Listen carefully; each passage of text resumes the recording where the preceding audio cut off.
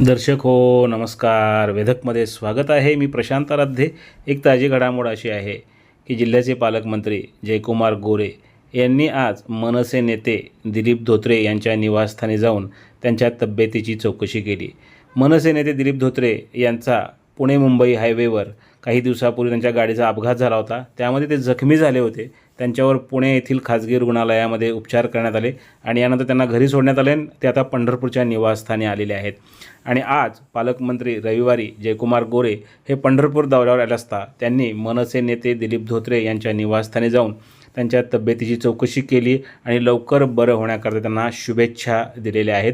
यापूर्वी भाजपचे माजी आमदार राम सातपुते असतील, याचबरोबर माजी मंत्री तानाजीराव सावंत यांच्यासह अनेकांनी दिलीप धोत्रे यांची भेट घेऊन त्यांच्या तब्येतीची चौकशी केलेली आहे.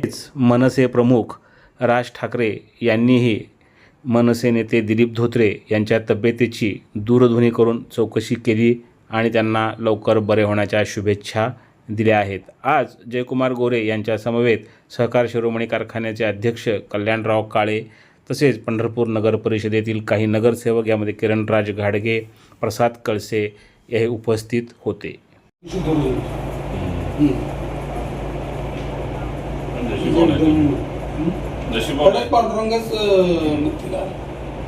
पांडुरंगाचीच कृपा. नाही सर, तुम्ही यातले कुणाला विचारा. मी 2 वर्ष पंढरपुरात कोरोनामध्ये सिंगल माणूस उपाशी पोटी झोपत होते. कुणाला पण विचारतो. मी खूप गरीब आहे, पण माझ्याकडे जेवढं आहे तेवढं मी 2 वर्ष देतो तुला पण.